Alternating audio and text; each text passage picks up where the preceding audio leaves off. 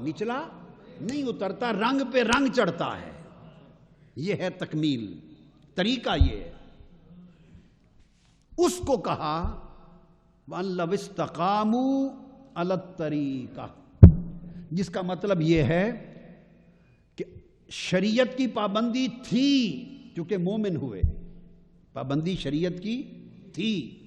اب اس کے بعد طریقت پر آ گئے اور طریقت میں استقامت اختیار کر لی تو پھر لَأَسْقَيْنَاهُمْ، پھر ہم ان کو پلا دیتے. اس کا مطلب یہ کیا ہوا کہ جب تک طریقت پر آئے نہیں تھے اور طریقت پر استقامت نہیں تھی تب تک پینا پلانا نہیں تھا، صرف سن رکھا تھا. سبحان اللہ.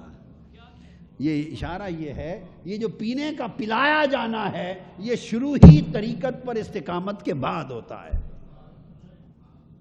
ہر کسی کو ایسے نہیں پلا دیتے، ہر کسی کو راہ چلتے کو پلا دیں تو پھر تو عوامی ٹینٹ ہاؤس ہی بن جائے گا.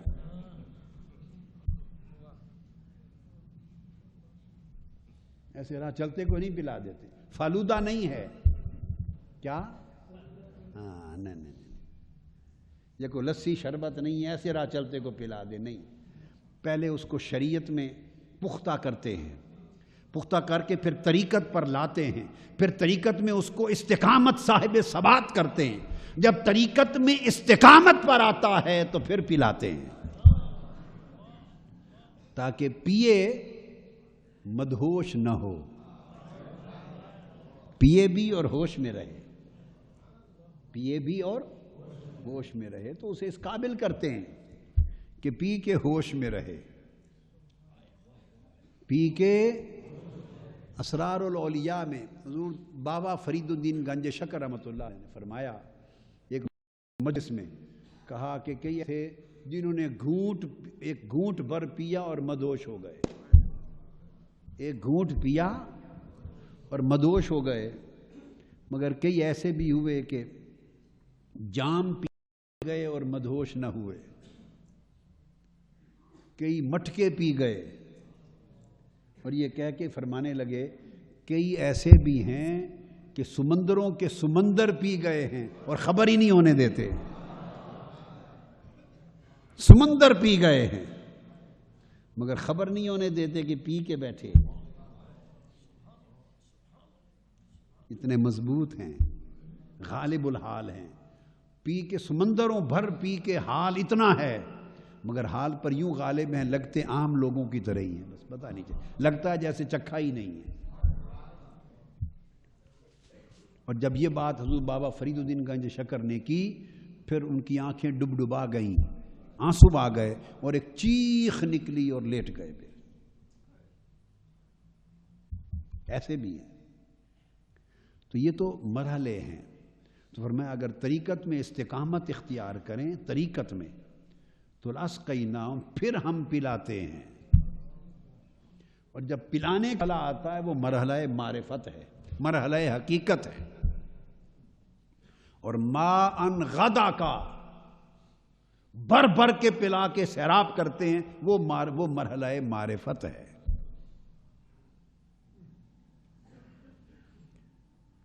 تو حضرت واسطی روایت کرتے ہیں جس کو امام ابو عبد الرحمن شیخ ابو عبد الرحمن السلمی نے کہا کہ اس کا معنی ہے اگر طریقت پر استقامت اختیار کریں اس کا معنی ہے کہ اخلاص پر انہیں استقامت نصیب ہو جائے.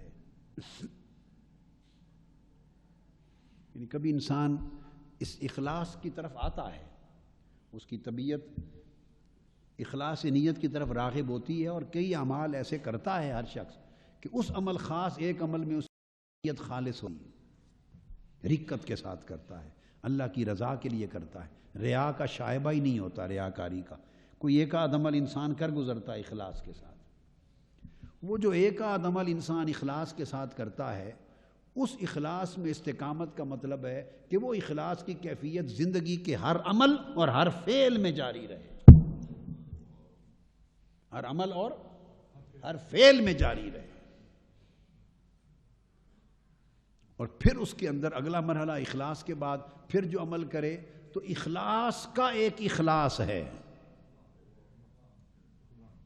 ریاکاری سے چھوٹے تو مخلص ہو گئے، کیا مخلص ہو گئے، یہ ہے مومنین کا اخلاص۔ اور پھر ایک مخلصین کا اخلاص ہے، کیا کہ مخلص ہو گئے صاحبان اخلاص، اور صاحبان اخلاص کو جب اخلاص ملتا ہے تو وہ صاحبان رضا ہو جاتے ہیں، وہ صاحبان رضا ہو جاتے ہیں۔ تو وہ پھر استقامت کا مطلب ہے اخلاص پر استقامت پا لیں، پھر اگلا درجہ اللہ کی رضا پر استقامت پا لیں۔ اخلاص میں یہ ہے کہ آپ نے ابھی صرف غیر سے پاک کر لیا ہے اپنا عمل، غیر کی خاطر کرنے سے عمل کو پاک کر لیا ہے، لا الہ کیا ہے، کیا باطل کو نکال دیا ہے، جھاڑ پھونک کی ہے، صفائی کی ہے، کوڑا کرکٹ نکال دیا ہے، عمل کے صحن کو، عمل کے برتن کو صاف کیا ہے۔ ابھی دودھ نہیں ڈالا، دودھ کا نام نہیں ہے اخلاص، اچھی طرح صاف کر کے وہ میل کچیل گندگی، وہ جو باطل ہے، وہ جو غیر کا دھیان ہے، وہ جو ریاکاری ہے، جو غیر کی خاطر کرنا ہے، جو مال و دولت کے لیے کرنا ہے، جو دنیا کے لیے کرنا ہے، جو دکھلاوے کے لیے کرنا ہے، یہی کچھ ہی کرتے ہیں نا، ہماری یہی زندگی ہے اور کیا ہے، یہی زندگی ہے ہماری۔ تو وہ جو غیر کے لیے ہم دنیا میں کرتے ہیں، جیتے ہیں، مرتے ہیں، ابھی اس سے اپنے عمل کے برتن کو صاف کیا ہے، خالی کیا ہے، خوب رگڑ کے صاف کر دیا۔ تو غیر کی ملاوٹ سے، غیر کے دھیان سے، ریا سے، غیر کی غرض سے، غیر کی حب سے، غیر کے حرص سے، لالچ سے اپنے عمل کو، قلب کے برتن کو صاف کیا، اخلاص ہو گیا۔ اور فرمایا اس اخلاص پر استقامت ہو۔ ابھی اس برتن میں پڑا کچھ نہیں ہے، ابھی برتن میں ڈالا کچھ نہیں، صاف کر لیا، اخلاص ہو گیا۔ اب اگلا مرحلہ ہے برتن صاف تو کیا، اب اس میں ڈالنا کیا ہے۔ مرضی پانی ڈال لیں، ہائے ہائے ہائے، مرضی لسی ڈال لیں، مرضی شربت ڈال لیں، مرضی دودھ ڈال لیں، اب بڑے بڑے چشمے پڑے ہیں، مرضی ہے کیا ڈال لیں۔ تو جب اس برتن میں ڈالا، وہ جو ڈالا وہ اللہ کی رضا ہے، اگلا سٹیپ ہے۔ جب دودھ سے بھرا تو اللہ کی رضا آ گئی۔ تو اخلاص میں استقامت یہ ہے، وَأَن لَوِ اسْتَقَامُوا عَلَى الطَّرِيقَةِ، طریقت پر استقامت کا مطلب یہ ہے۔ چار چیزیں بیان کی ہیں، کیا؟ اخلاص پائیں، حاصل کریں اور اس پر استقامت ہو، پھر رضا کی منزل پہ چڑھیں، دودھ سے بھریں برتن، رضا اللہ کی پائیں اور استقامت ہو۔ اور رضا کا مطلب یہ ہے کہ اب زندگی میں جو کر رہے ہیں، غیر سے تو جان چھوٹ گئی، لا الہ ہو گیا، لا الہ نے اخلاص کے مرتبے تک پہنچایا اور الا اللہ نے رضا تک پہنچایا، الا اللہ نے رضا تک پہنچایا۔ اخلاص نے غیر سے ناتا توڑا، اخلاص نے غیر سے رشتہ و ناتا توڑا، اور رضا نے اللہ سے رشتہ و ناتا جوڑا۔ اخلاص غیر سے توڑتا ہے رشتہ، اور رضا اللہ سے رشتے کو جوڑتا ہے۔ تو میں یہ عرض کر رہا تھا کہ اس رضا میں استقامت، کہ پھر جو عمل کرے، جو فعل کرے، اس پر استقامت، یہ رضا ہے۔ یہ کیا ہے؟ پھر اس رضا میں استقامت کے درجے ہیں، ہر ایک کے پھر درجے الگ الگ ہیں۔ تو ملے تب بھی رضا رہے، راضی رہے، نہ ملے تب بھی راضی رہے۔ رضا یہ ہے، یہ اخلاص کا مرتبہ نہیں ہے۔ اخلاص کا تعلق صرف نیت سے ہے. اب آپ فرق سمجھیں, صرف نیت سے ہے. اور پوچھیں جی رضا, تو رضا کی سادہ تعریف ہے, عطا ہو تب بھی راضی رہے, محرومی ہو تب بھی راضی رہے, جزا ہو تب بھی راضی رہے, سزا ہو تب بھی راضی رہے. بہت لوگ ہیں کہ جو جزا میں راضی رہتے ہیں, سزا میں ناراض ہو جاتے ہیں. یہ کارکنوں کا تو حال ہی یہی ہے. تحریکی اور تنظیمی زندگی تو ہمیں 25 سال گزر گئے یہی تماشا دیکھتے ہیں. عطا ہو تو راضی رہتے ہیں, کیا بس سزا ہو تو جس کو راضی رکھنا ہو بس اس کو کبھی سزا نہ دو, اور جب سزا نہ دو تو اس کا مطلب ہے پوچھیں ہی نہیں. پھر جو پوچھا تو گرفت بھی ہوگی, گرفت ہوگی تو ناراض. یہ کارکن کی شان ہے, الا ماشاء اللہ. آپ سمجھ رہے ہیں بات کو؟ جس سے الا بڑے قلیل ہیں کہ جو منع پر بھی راضی رہتے, بڑے قلیل ہیں جو منع پر بھی راضی رہتے ہیں, جو سزا پر بھی راضی رہتے. الذین آمنوا اشد حبا للہ, اس آیت کے تحت آقا علیہ السلام نے فرمایا کہ قیامت کا دن ہوگا تو اللہ تعالیٰ فرمائے گا بتوں کے پجاریوں کو ادھر آؤ. بتوں کو اٹھا کر حکم دے گا اللہ تعالیٰ جہنم میں پھینک دو. قرآن مجید میں آیا نا کہ کفار بھی اور ان کے بت جہنم کا ایندھن بنا دیے جائیں گے. تو بتوں کو حکم ہوگا اٹھا کے پھینک دو جہنم میں, جہنم کا ایندھن بن جائیں گے. اب حکم ہوگا ان بتوں سے محبت کرنے والے آ جائیں. تو کفار اور مشرکین کھڑے ہو جائیں گے. ان سے کہا جائے گا تم ان بتوں کو معبود سمجھتے تھے؟ جی ہاں. ان سے عشق محبت کرتے تھے؟ جی ہاں. بتوں سے, معبودوں سے. اللہ پاک فرمائے گا یہ تمہارے محبوب تھے, اب ان سے محبت کرتے تھے تو تم بھی دوزخ میں ان کے پیچھے چلے جاؤ. ان کی محبت کا امتحان لیا جائے گا. وہ کفار و مشرکین کہیں گے باری تعالیٰ انہی کو جلنے دے, ہمیں معاف کر دے. انہوں نے ہمیں گمراہ کیا, ان کو پھینک دوزخ میں, بے شک رکھ, ہمیں معاف کر دے, ہمیں نہ پھینک دوزخ میں ان کے ساتھ. اللہ پاک فرمائے گا اچھا ٹھہرو, تمہاری محبت کا امتحان لے لیا. اب اللہ پاک ارشاد فرمائیں گے وہ کہاں ہیں جو مجھ سے عشق کی بات کرتے تھے؟ وہ کہاں ہیں جو میرے عشق اور میری محبت کی بات کرتے تھے, مجھ سے محبت کرتے تھے؟ والذین آمنوا اشد حبا للہ کی شرح ہے. ایک ہے محبت کرنا اور ایک ہے ٹوٹ ٹوٹ کر محبت کرنا, شدید محبت کرنا. یہ مرتبہ عشق ہے. اس کے لیے کوئی لفظ عشق استعمال کرے یا نہ کرے, معنی عشق کا ہے. اشد حبا حب ہوگا کون ہے وہ جو مجھ سے محبت کرتے تھے بڑی. تو اولیاء اور عاشقین کھڑے ہو جائیں گے سر جھکا کے, باری تعالیٰ دعویٰ تو ہم کرتے تھے. فرمایا تمہیں مجھ سے محبت ہے؟ باری تعالیٰ دعویٰ تو یہی کرتے تھے. فرمایا اگر مجھ سے عشق ہے, مجھ سے محبت ہے تو میری خوشی میں چلے جاؤ جہنم میں. اب زندگی ساری عمل, نمازیں, روزے, حج, زکوٰۃ, تہجد, حلال حرام کے فرق, زہد, ورع, تقویٰ, طہارت, پرہیزگاری, یہ جو ساری محنتیں کی تو جنت کے لیے ہی نہ کہ دوزخ سے بچیں. جنت کا لالچ کوئی کرے یا نہ کرے, مگر دوزخ سے بچنے کا تو ساری زندگی دھیان رہا نا کہ باری تعالیٰ دوزخ سے بچا لے. تو ترلے تو ساری زندگی دوزخ سے بچنے کے لیے مارے, جتن بھی ساری زندگی دوزخ کی آگ سے بچنے کے لیے. وَقِنَا عَذَابَ النَّارِ, دوزخ کی آگ سے بچنے کے لیے تو جتن کیے سارے. اور جتن کر کر کر کے جب پتن پہ پہنچے, عمر گزری جتن کرتے کرتے کہ دوزخ سے بچ جائیں, جب پتن پہ آپ پہنچے, پتن کہتے ہیں کنارے کو, جب کنارے پر آپ پہنچے تو حکم ہو گیا اچھا مجھ سے محبت کرتے تھے تو چھلانگ لگا دو دوزخ میں, جاؤ دوزخ میں.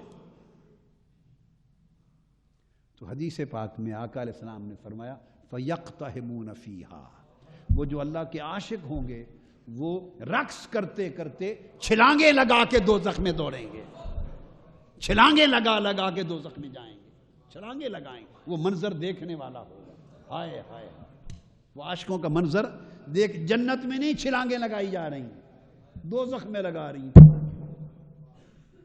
کیوں؟ یار نے کہا ہے مجھ سے محبت کرتی ہو تو دوزخ میں چلے جاؤ۔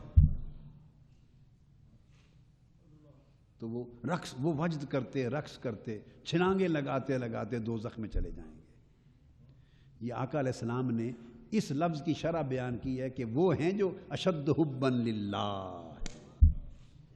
اور پھر ان کا کیا عالم ہوگا جب چھلانگیں لگا کے دوزخ میں جائیں گے تو دوزخ دوزخ رہے گی، ہائے ہائے، دوزخ دوزخ رہے گی جی۔ وہ تو نار نمرود تھی اور گلزار ابراہیم بن جائے گی۔ بے خطر کود پڑا آتش نمرود میں عشق، جب عشق کود جاتا ہے نا تو دوزخ جنت بن جاتی ہے، آگ بہار بن جاتی ہے۔ جب عشق چھلانگ لگا دیتا ہے تو عشق کی آگ اتنی ہے کہ دوزخ کی آگ کو جلا دیتی ہے۔ حضرت رابعہ بصری کے حوالے سے حکایت معروف ہے کتب تصوف میں، کتب سلوک میں، کہ وہ ایک دن حالت وجد میں یا اپنے حال میں مغلوب ہو کر جا رہی ہیں، ایک ہاتھ میں پانی ہے، ایک ہاتھ میں آگ ہے۔ کسی نے پوچھا مائی صاحبہ یہ آج کیا کرنے جا رہی ہیں؟ انہوں نے کہا اگر میرا بس چلے تو میں چاہتی ہوں کہ جو لوگ دوزخ کے ڈر سے اللہ کی عبادت کرتے ہیں میں اس دوزخ کو بجھا دوں، کیونکہ دوزخ کا ڈر نہ رہے، اور جو جنت کے لالچ میں عبادت کرتے ہیں اس جنت کو جلا دوں تاکہ جنت کا لالچ نہ رہے۔ سو جو عبادت کرے نہ دوزخ کے لیے نہ جنت کے لیے، اللہ کے لیے کرے۔ یہاں آ کر اخلاص اور رضا جمع ہو گئے۔ اخلاص اور رضا، اگر دوزخ اور جنت کے لیے عبادت رہے تو اخلاص کامل نہیں ہے۔ حصول جنت کے لیے ہو تب بھی اخلاص کامل نہیں، اور عبادت خوف جہنم کے باعث ہو تب بھی اخلاص کامل نہیں، اور صرف مولا کے لیے ہو تو اخلاص بھی ہے رضا بھی ہے۔ اسی امام حسن بصری، یہ حضرت رابعہ بصری کا حال تھا۔ امام حسن بصری نے ایک دن فرمایا، تو آپ نے فرمایا، کسی نے پوچھا کبھی کبھی آپ کے بیان کا حال بڑا عجیب ہو جاتا ہے، مختلف ہوتا ہے مجلس میں کبھی کبھی، تو فرمانے لگے جب رابعہ بصری کبھی اجتماع میں جب بیٹھی ہوتی ہے تو پھر میرا بیان اس کے مطابق ہو جاتا ہے، پھر میں باقی سامعین کے لیے بیان نہیں کرتا، اہل حال کے لیے کرتا ہوں، اہل مقام کے لیے کرتا ہوں، کیونکہ اب میری اس وقت مجھے سمجھ ہوتی ہے کہ اب کوئی سمجھنے والا بیٹھا ہے، اب کوئی سمجھنے والا بیٹھا ہے۔ یہ وہ لوگ تھے۔ تو اخلاص میں استقامت، رضا میں استقامت، پھر صدق میں استقامت، پھر یقین میں استقامت۔ تو اگر عمل میں اخلاص ہو جائے، رضا ہو جائے، اور پوری زندگی میں صدق ہو جائے، سچائی، کیا؟ سچائی۔ حضور سیدنا غوث العظم رضی اللہ تعالیٰ نے فرمایا کہ میرے تصوف و روحانیت کا مدار صدق پر ہے، سچائی پر۔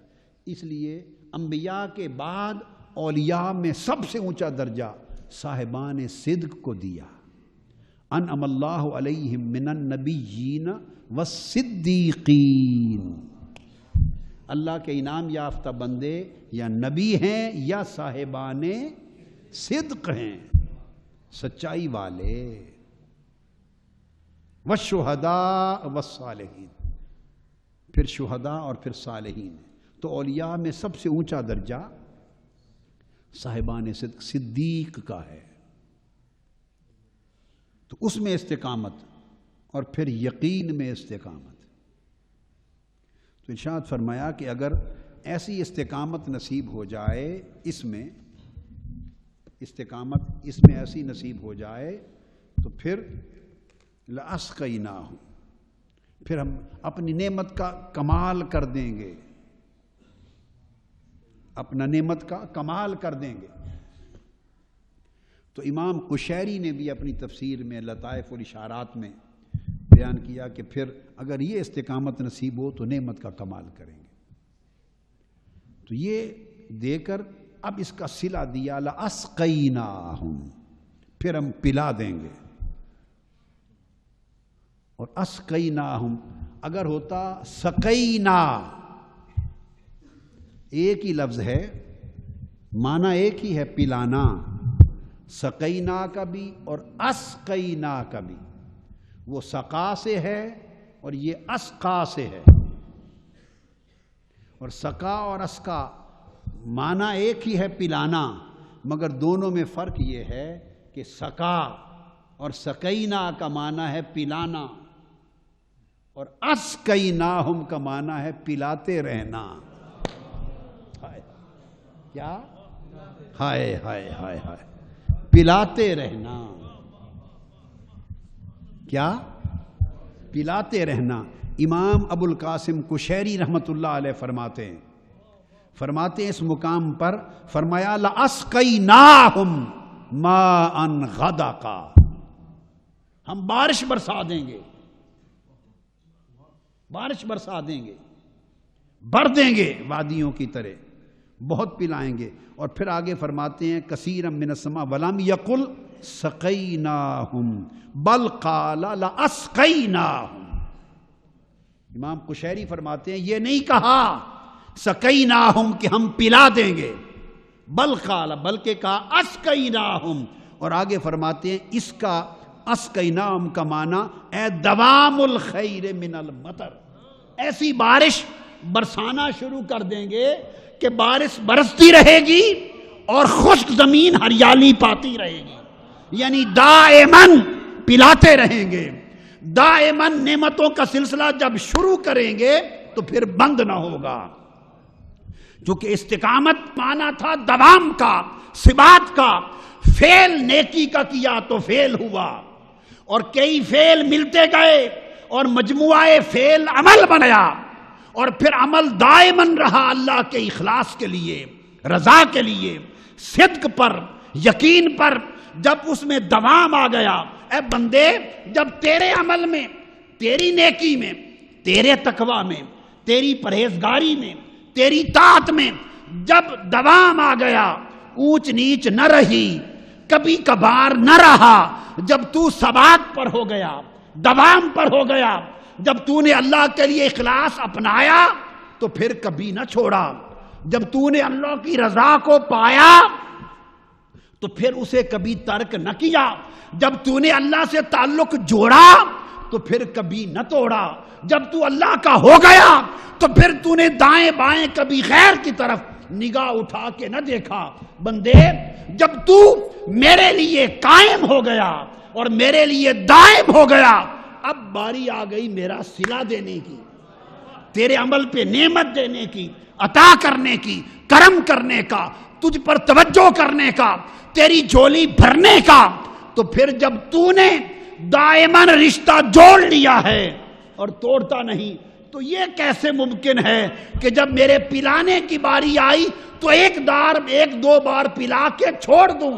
نہیں، تو کرتا رہتا ہے، میں پلاتا رہتا ہوں۔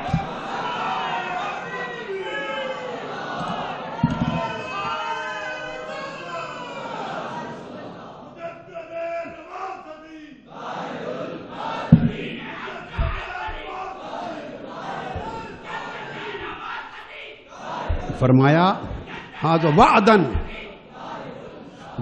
للمستقیمین، جو استقامت پر آ جاتے ہیں ان کے ساتھ پھر جب اللہ بارش کرنا شروع کرتا ہے، ان کے قلب پر، ان کی روح پر، ان کے سینے پر، ان کے باطن پر جب بارش شروع ہوتی ہے تو پھر چونکہ بندہ صاحب استقامت ہے، بندے کے عمل میں دوام ہے، تو خدا کی عطا میں بھی دوام ہوتا ہے، پھر بارش ہوتی رہتی ہے، دل پر بارش کے قطرے اترتے رہتے ہیں، پردے ہٹا دیے جاتے ہیں، دروازے کھول دیے جاتے ہیں، بندے کا فرش رب کے عرش کے ساتھ جوڑ دیا جاتا ہے، بندے کی قلب و باطن مالا اعلیٰ کے ساتھ جوڑ دیا جاتا ہے.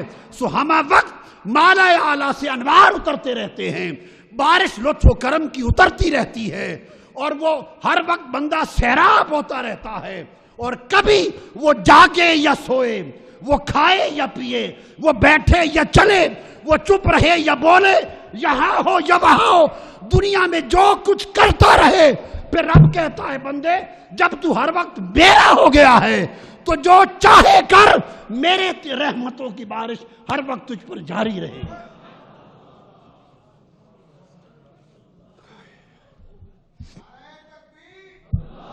تو ایک معنی ہے دوام، کہ پھر دائماً ملتی ہے. لاس کئی نام کا معنی پھر ہم پلاتے رہتے ہیں، چھوڑ نہیں دیتے، پلاتے رہیں گے. کیا پلاتے رہیں گے تاکہ کبھی پیاس کی نوبت ہی نہ آئے کہ بجھانی پڑے. سو جو پلانا پیاس بجھانے کے لیے ہو اسے سقینا کہتے ہیں. جو پلانا، بولیے، پیاس بجھانے کے لیے ہو اسے کہتے ہیں سقینا ہم، اور جو پلانا ہر وقت سیراب رکھنے کے لیے ہو اسے اسقینا ہم کہتے ہیں. ہر وقت پلاتے رہتے. یہ تو ایک معنی ہے. اب اس پر لغت کی کتابیں آپ کو بتاتا ہوں. لغت کی کتاب، یہ کتاب ہے، اس کا نام ہے الصحاح، تاج اللغہ اس کو کہتے ہیں. لغت کی بہت بڑی کتاب ہے، اور 398 میں 4 صدی ہجری میں اس کے مصنف امام جوہری الفارابی وفات پا گئے. آج سے 1200 سال پہلے کی لغت کی اوائل امہات الکتب میں سے ہے. وہ بیان کرتے ہیں وَيُقَالُ سَقَيْتُهُ لِشَفَتِهِ، اگر پیاس ہو اور صرف لب بھگونے کے لیے، کیا لب بھگونے، زبان کو تر کرنے، اور پیاس بجھانے کے لیے گھونٹ 2 گھونٹ، گلاس 2 گلاس، پیالہ 2 پیالہ، اگر پیاس بجھانے کے لیے دیا جائے تو کہتے ہیں سقیتہ. اپنے لیے دیا جائے کہ پینے والے کی پیاس بجھے، پینے والے کی پیاس، اگر اس کے لیے دیا جائے تو امام جوہری فارابی کہتے ہیں کہ پھر استعمال ہوتا ہے سقیتہ. اور اگر صرف اس سے بڑھ کر اس کے جو ساتھ ہیں سب کے لیے دیا جائے تو استعمال ہوتا ہے اسقینا لماشیتہ و ارضہ. اتنا دیا جائے کہ اس کی زمینیں بھی سیراب ہو جائیں، اس کے ڈنگر بھی سیراب رہیں، اس کے جانور بھی سیراب رہیں. ارے بندے تو بندے رہے جو اس کے ساتھ متعلق ہیں، اس کے دوست، اس کے احباب، اس کے متعلقین، اس کے محبین، اس کے تعلق والے رفقا وابستگان، وہ تو بندے ہیں. فرمایا جو جانور اور ڈنگر اور زمینیں ہیں ان کو بھی سیراب کر دیا جاتا ہے. اتنا دیا جائے کہ اس کے ساروں کو سیرابی ملے، اسے کہتے ہیں اسقیناہم. اور اگر اتنا پلایا جائے کہ اسی کو سیراب کرے تو کہتے ہیں سقیناہم. تو اللہ پاک نے فرمایا اگر تم طریقت پر استقامت اختیار کر لو تو پلانا شروع کر دوں گا، اور اتنا نہیں پلاؤں گا کہ صرف تم سیراب رہو، نہیں، پھر جو جو تمہارے ساتھ ہے سب کو سیراب کرتے رہو. اب فرق سمجھے آپ معنی سقینا اور اسقینا کا. اسی طرح یہ لغت کی دوسری کتاب ہے تہذیب اللغہ. کیا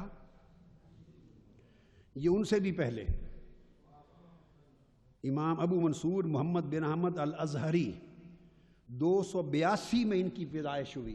امام بخاری اور امام مسلم اور امام ترمذی کے زمانے کے لوگ ہیں، اور 370 میں وصال ہے. تہذیب اللغہ وہ بیان کرتے ہیں اس کا معنی، یعنی یہ وہ لوگ ہیں جنہوں نے عربی ادب کو تشکیل دیا ہے، بانی ہیں لغتوں کے. وہ فرماتے ہیں کہ فَإِذَا سَقَاكَ مَاءً لِشَفَتِكَ قَالَ سَقَاهُ، اگر آپ کو پیاس بجھانے کے لیے پانی دیا تو کہا جائے گا سقاہو، کہ اس کو پلایا. ولم یقولوا اسقاہ، اسقا نہیں کہتے، اسقا نہیں کہتے. اگر اس قدر دیں کہ اس سے آپ کی پیاس بجھے تو سقینا ہے، سقینا. اور اگر اس سے زیادہ دیں اور اتنا دیں، آگے انہوں نے ایک اور معنی میں لطف پیدا کیا. وہ کہتے ہیں کہ اور دوسرا وَإِذَا جَعَلْتَ لَهُ مِنْهُ مَسْقًا، اگر مالک آپ رہے، مالک آپ رہیں، اس کی پیاس بجھاتے رہیں، دیتے رہیں، اس کو دیتے رہیں پینے کے لیے، تو یہ ہے سقینا. اور فرمایا اگر چشمہ ہی اسے دے دیں سارا، مالک بنا دیں، تو اس کو کہتے ہیں اسقینا. اسقینا ہوں. وہ معنی نکالیں، یفجرون، سورہ دہر نکالیں، یفجرون تفجیرا. اگر دیتے رہیں گلاس بھر بھر کے، پیاس بجھتی رہے تو کہتے ہیں سقینا. چشمے سے بھر بھر کے دیتے رہیں تو سقینا ہے. اور فرماتے ہیں وَإِذَا جَعَلْتَ لَهُ مِنْهُ مَسْقًا، اگر وَإِذَا جَعَلْتَ حَالَهُ، اگر چشمہ ہی اسے دے دیں، ہائے ہائے، اور منبع و مشرب ہی اسے دے دیں، سارا لے جا، اب خود بھی پی اور جس کو چاہے پلا، تو اس کے لیے کہتے ہیں اسقینا. اب قرآن مجید نے جو بات اختتام کر رہا ہوں، قرآن مجید نے کہا کہ ایسے لوگ ہیں ان الابرار یشربون من کأس کان مزاجها کافورا، کہ جو ابرار لوگ ہیں، نیکوکار، ان کو اللہ تعالیٰ جنت کے چشمہ کافور سے شراب طہور پلائے گا. جنت کے چشمے ہیں اور ان میں چشمہ شراب طہور کے لیے چشمہ طہور کافور ہے. تو کافور کے چشموں سے اللہ پاک ان کو پلائے گا، ان کو پلائے گا شراب طہور. کیا پلائے گا؟ شراب طہور. اور ابرار نیک لوگوں کو کیا کرے گا؟ کانا مزاجہا کافورا. تو کافور نہیں پلائے گا ان کو پلائے گا شراب طہور. کیا پلائے گا؟ اور جو کافور کے چشمے ہیں اور اونچے درجے کے لوگوں کے لیے کافور کے، ان میں سے تھوڑا سا لے کر ان کے شراب طہور میں چند قطرے ڈال دے گا. فرشتوں کو حکم ہوگا کہ ان کو شراب طہور دو. نیک لوگ آئے ہیں، متقی آئے ہیں، اللہ والے عبادت گزار آئے ہیں، اطاعت گزار آئے ہیں، ان کو شراب طہور دو. تکیاں لگا کے بیٹھے ہوں گے اور غلمان اور حوریں شراب طہور دیں گی. اور ایسے نیک لوگوں کو جو ابرار ہوں گے ان کے لیے اجازت ہوگی کہ یہ ابرار ہیں، عام جنتیوں سے بھی اونچے، عام جنتیوں سے بھی اونچے لوگ ہیں. سو ان کے جو شراب طہور کے جام ہیں، پیالے، اس میں تھوڑا سا شراب کافور بھی ملا دو. تو شراب کافور کی بوتلوں میں سے، بھری ہوئی بوتلوں میں سے چند قطرے، 2-4 گھونٹ، 1-8 گھونٹ ان کے جام میں ملا دیا جائے گا. اس کو فرمایا کان مزاجہا کافورا، ان میں شراب کافور کی ملاوٹ آمیزش ہوگی. اور پھر فرمایا تم پوچھو گے کافور کے چشمے کیا ہیں، تم پوچھو گے کافور کیا ہیں. فرمایا عینن یشرب بہا عباد اللہ. اور جو کافور کے چشمے ہیں یہ ان سے اونچے لوگوں کے لیے ہیں جو عباد اللہ ہیں، اللہ کے خاص بندگان ہیں، اللہ کے خاص بندے ہیں، اولیاء ہیں. عام جنتیوں کے لیے شراب طہور ہوگی. بولیے کیا؟ عام جنتیوں کے لیے شراب طہور ہوگی، اور ابرار کے لیے آمیزش کافور ہوگی.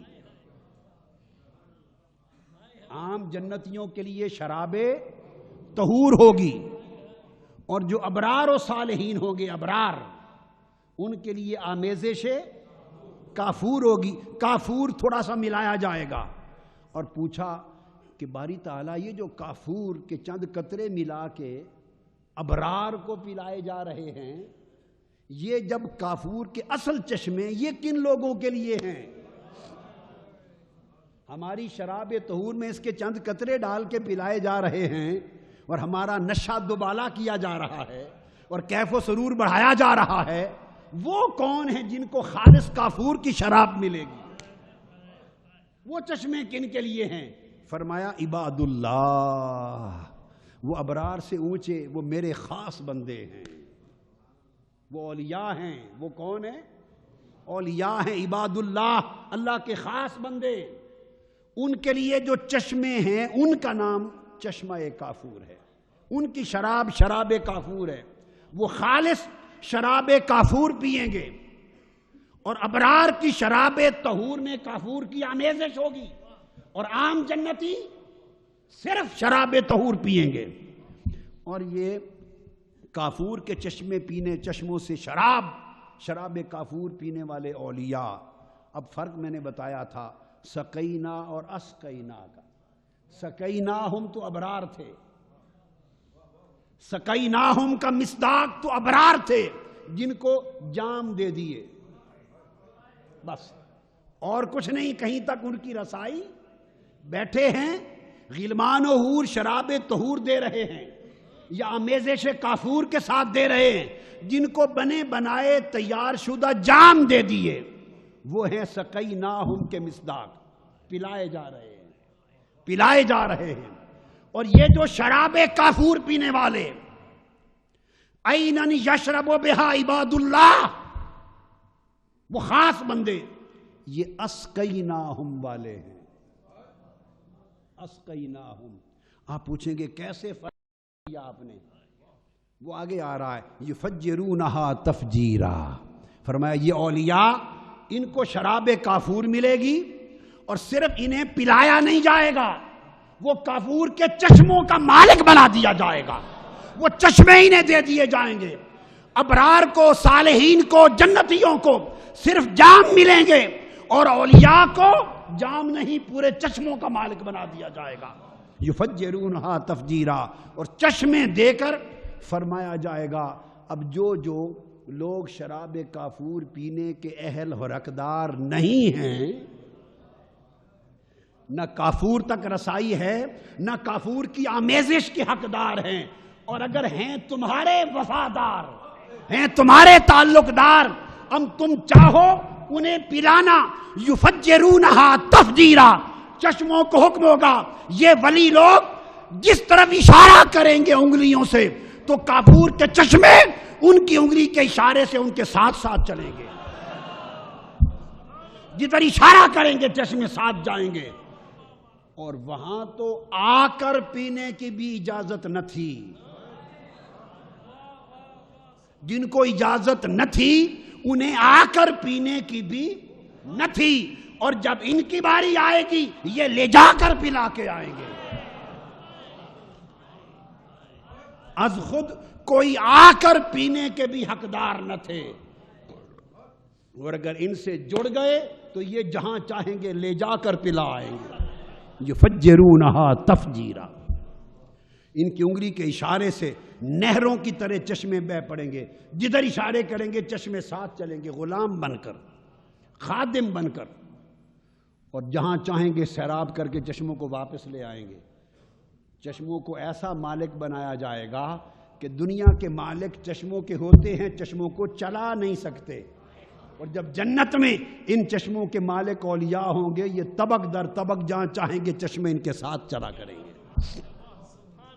تو وہ محض جام پینے والے سقیناہم کے حقدار تھے، اور یفجرونہا تفجیرا یہ چشموں کو لے کر چلنے والے اسقیناہم کے مصداق ہیں کہ ہم نے چشموں کا مالک بنا دیں گے۔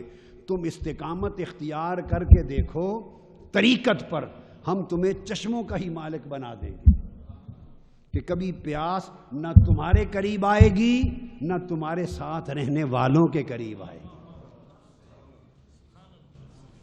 تو آج مضمون ختم ہوا تو ساری بات کا خلاصہ کیا نکلا؟ استقامت۔ کیا خلاصہ نکلا؟ استقامت، جڑ جانا پھر جم جانا۔ کہیے، جڑ جانا پھر جم جانا۔ ہمارا حال یہ ہے کہ یہ تو جڑتے نہیں، یہ تو جڑتے نہیں، اور پھر جڑتے ہیں تو مڑتے رہتے ہیں۔ جو جڑتے ہیں وہ مڑتے رہتے ہیں، اور جو جڑتے ہیں اور نہیں مڑتے وہ استقامت والے ہوتے ہیں، پھر اللہ پاک ان کو سیراب کرتا ہے۔ وما علینا الا البلاغ۔ کمن سب کہاں کی دولت